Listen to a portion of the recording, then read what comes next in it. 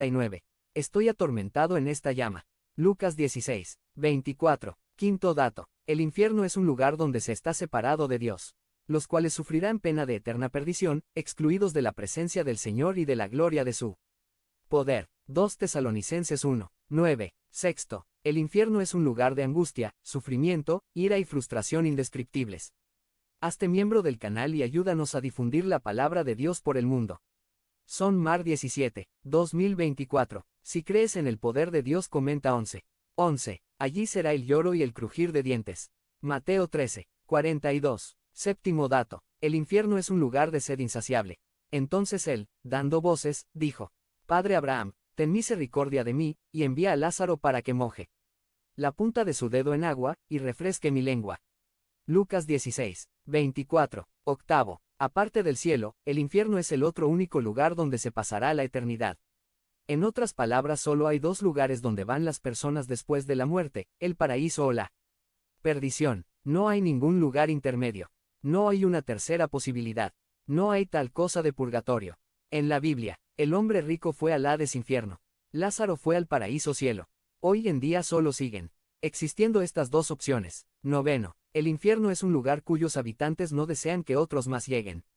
Nótese algo muy importante: el hombre rico de Lucas 16 nunca se queja de que sea injusto el que él esté allí. Se lamenta tristemente de sus tormentos, pero nunca dice que se haya cometido una injusticia con él. No obstante, anhela hacer llegar la noticia a sus hermanos que aún están vivos, para que sepan lo que deben hacer a fin de evitar caer en mi mismo destino. Tiene compasión de sus 5 hermanos vivos, y sabe que para escapar del infierno, es necesario que se arrepientan.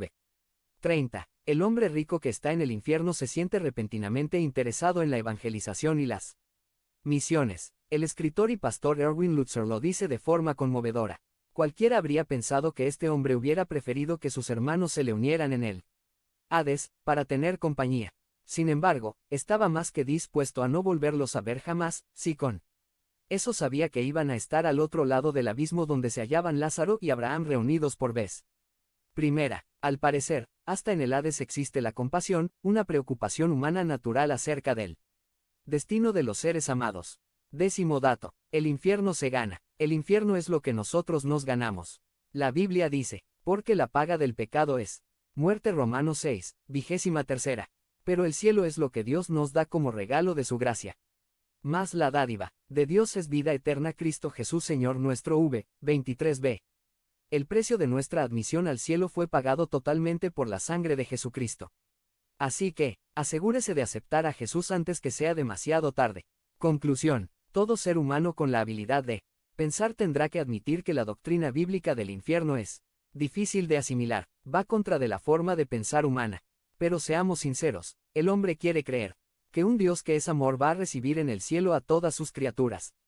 Sin embargo, como ya hemos visto, la palabra de Dios enseña con claridad que existe un lugar real llamado infierno.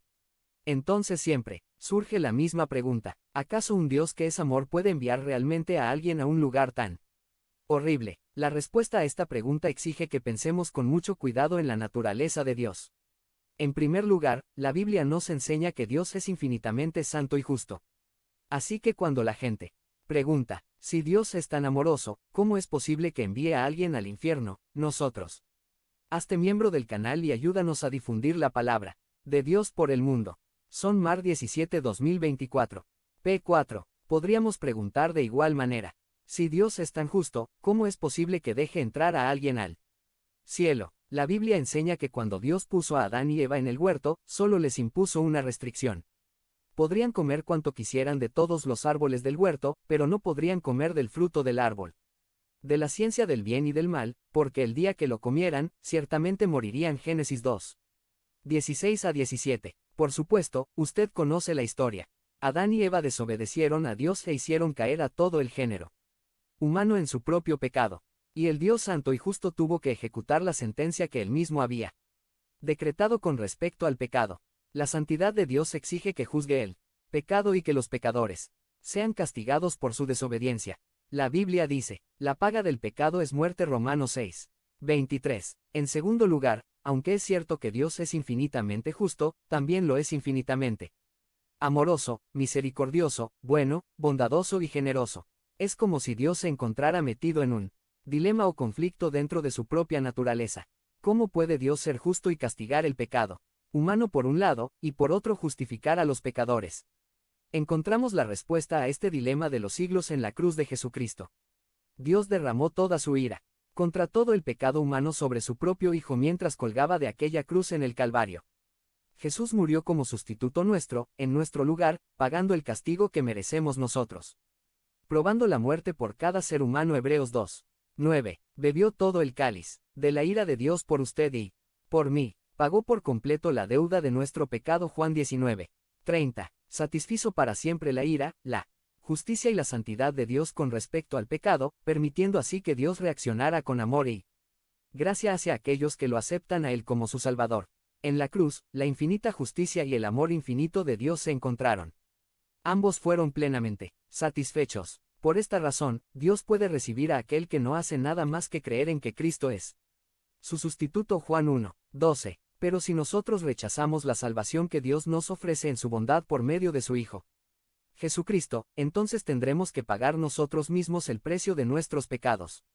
Esta es la verdad que tenemos que enfrentar. Son los mismos pecadores los que se envían ellos mismos al infierno.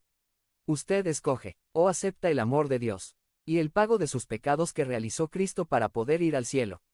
Cuando usted muera, o rechaza a Jesús y entonces se enfrentará a la justicia divina, pagando usted mismo el precio de sus pecados en el infierno.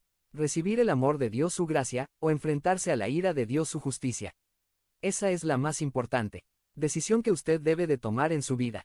Decisión que, aunque sencilla, tiene consecuencias eternas.